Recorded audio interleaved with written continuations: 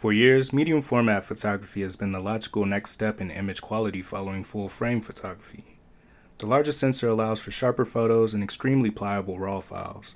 For the more traditional photographers, that medium format look, whatever that means for each photographer. However, with the increase in sensor size comes the inevitable increase in platform cost. From camera body alone to the larger, more complex lenses that need to cover the new format. It's an initial investment that costs a pretty penny and therefore limiting to a lot of photographers. Before, the easiest way to join in on the medium format wave was to go analog. 120 film cameras can be purchasable for a fraction of their digital cousins. In fact, you could poke a hole in a cardboard box and have a medium format camera for cheaper than a roll of film. But you'll be giving up on quite a bit in terms of usability and image quality. So there lies the floor of affordability with digital medium format. Several $1,000s more than full frame.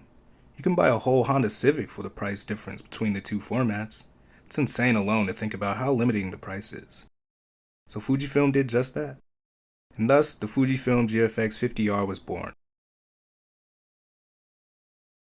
At the time of its release, it was the cheapest way to get into medium format digital photography.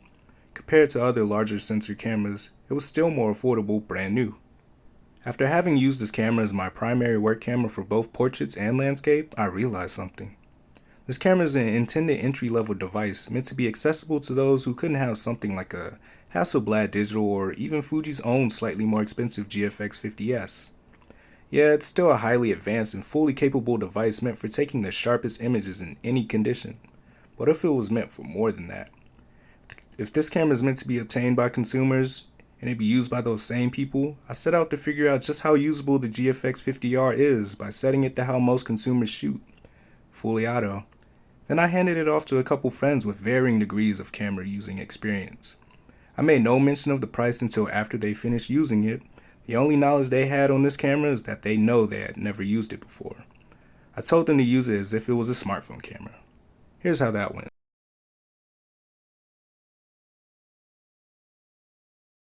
My name is Jaden Sales. I am a new beginner to the whole camera game. I have only used my iPhone and a little film camera that snaps quick photos, and that's pretty much all I'm at.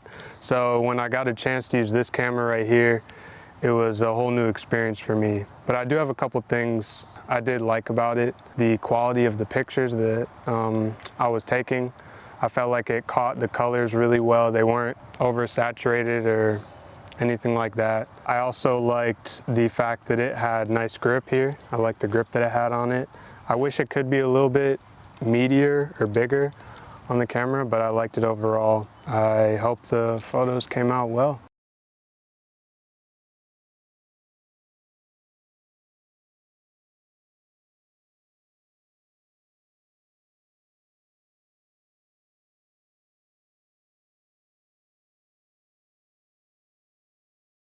Hey, my name's Ya, aka Yehoshua. I'm an intermediate photographer.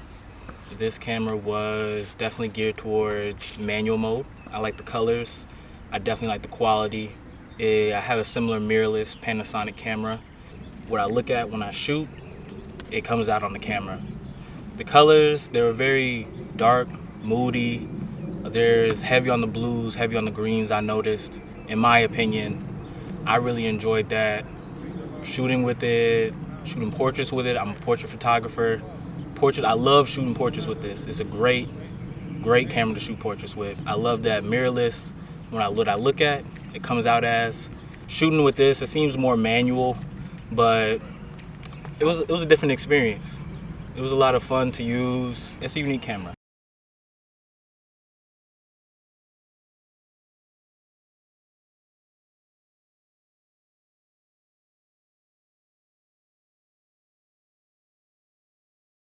For a couple minutes out here, I used this Fujifilm GFX50r. It was I will say the first thing I noticed about the camera was how silent it was when shooting. I really appreciate that because sometimes I do a lot of street photography, so just being quick and silent, it was very efficient for that. One thing I really kind of didn't like is, for me, I use a lot of lighted cameras, but it is very sturdy and it has a good grip on it, so I would definitely, if that's what you're into, I could consider that. I didn't really like it in low light situations.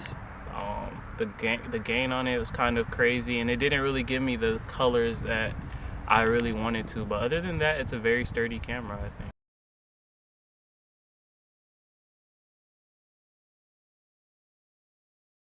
So this video was originally planned to be finished in March, a time when I had a tad bit more free time. Since then, the GFX50R has come down in price even more due to the introduction of the 100S and the 50S2. Now, a well-conditioned used GFX50R can be found for the price of a mid-level full-frame camera. Without the lens at least.